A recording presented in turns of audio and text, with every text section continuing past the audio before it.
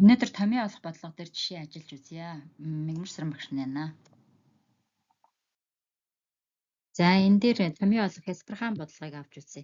68.4% хором агуулсан оксидын томьёог ол гэсэн юм тий. За тэгэхээр энэхүү бодисын найрлаганд ямар ч байсан хором байгаа. Оксид гэсэн учраас ямар нэгэн элементийн хүчил төрөгчтэй нэгдсэн нэгдэл шүү дээ.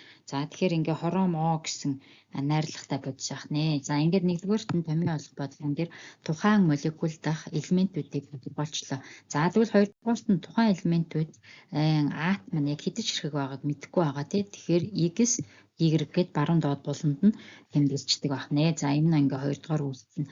За гуравдугаарт нь юу хийх вэ гэхээр X-ийг харьцах нь Y гэдэг харьцааг бодож олдог. За энэ нь болохоор хоромын тухайн нэгдлийн найрлага дах хоромын массыг хоромын атом масст нь харьцуулаад хүчил төрөгчийн массыг хүчил төрөгчийн атом масст нь харьцуулсан харьцааг олдог байгаа.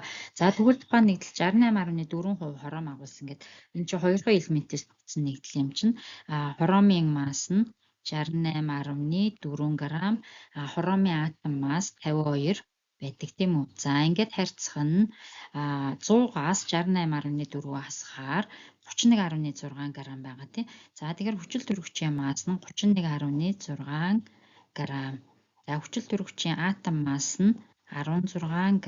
За ингээд энэ харьцаагаа үргэлжлүүлээд бүхэл тоолтол хувиргаад явах нэ. За энэ харьцааг бодохоор 132-ыг харьцах нь 198 8 гэсэн харьцаа гарч ирж байна. За нэгжгүй шүү. Грамууд хураагдцаан гэсэн үг тийм ээ. За үүнийг бүхэл тоо харьцаанд шилжүүлнэ. За бүхэл тоо харьцаанд шилжүүлэхээр ойролцоогоор 1-ийг харьцах нь 1.5 болж байна. За өшөө цааш нь бүхэл болгохын тулд 2-оор үржүүлээд өгнө тий. 2-ыг харьцах нь 3 гэсэн томьёо гарч ирж байна.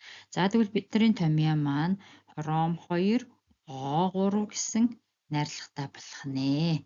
За иймэрхүү хялбархан бодлого байна.